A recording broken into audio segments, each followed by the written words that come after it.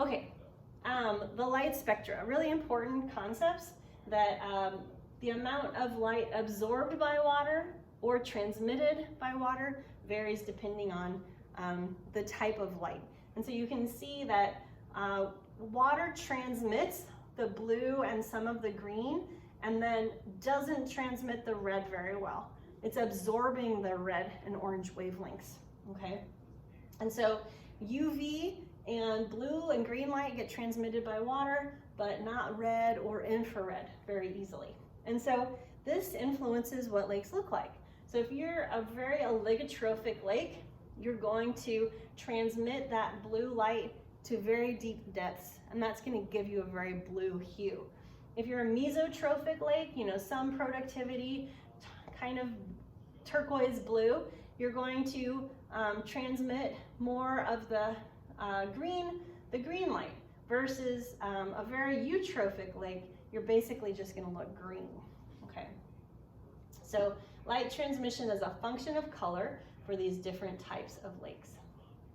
And here's Crater Lake from space, not from space, but from a plane probably. It's the second clearest lake in the world. Only Blue Lake in New Zealand is clearer. And it is basically, it's also the 7th deepest lake in the world.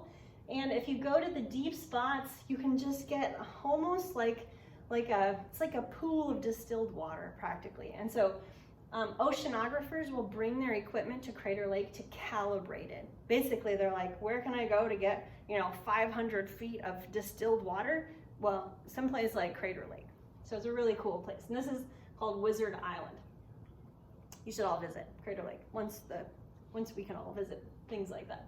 All right, so here we can see the different transmissions for different light spectra. This one's for pure water, and you can see that it transmits the blue and the green. This is basically a green algae slurry, and it does not transmit the blue and the green. It transmits the red, so it's taking up those blue and green wavelengths and some of the yellow, okay? Here is a cyanobacteria, microcystis, looks kind of similar to the green algae. And here is water that's been steeped in humic substances, almost like tea, right? So a lot of brown, tannin-rich stuff. You can see it does not transmit the blue light very well, but it does transmit the red light. So these different spectra are really important because different lake systems will have different combinations of water and organisms and humic substances that will all influence how light will penetrate. Okay, so an oligotrophic lake has blue water. A lake with green algae appears green. A lake with cyanobacteria appears kind of blue-green. And a lake with high levels of dissolved humic substances will appear reddish-brown. And it's partly because of these abilities to transmit and absorb different types of light. Just like, although I'm not wearing a good shirt, just like if I was wearing a red shirt, that would be the one color of light that my shirt was not absorbing, but was instead reflecting back into your eyes. So light and reflectance and transmission can be kind of tricky, right, to understand. And it's tricky to understand for fish too.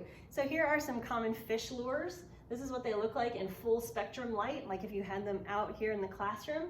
But if you put them deep in an oligotrophic lake, that's what the fish would see.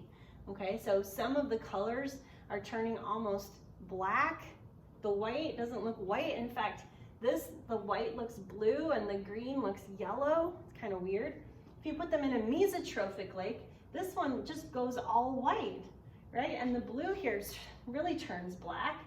And then if you put them in a eutrophic lake, then, this one almost goes white. Anyway, so the fish lures are often, they're built more for humans and what we think looks cool than what the fish actually would see underwater, given the wavelengths of light. This is also why if you're a diver, so if you go diving, you have to take your own full spectrum light with you, like a flashlight, because when you get underwater, everything just looks blue, right? Because you're most likely in the deep ocean, which is oligotrophic. But if you shine a full spectrum light on the coral reef, then all of a sudden you can see the beautiful colors, right?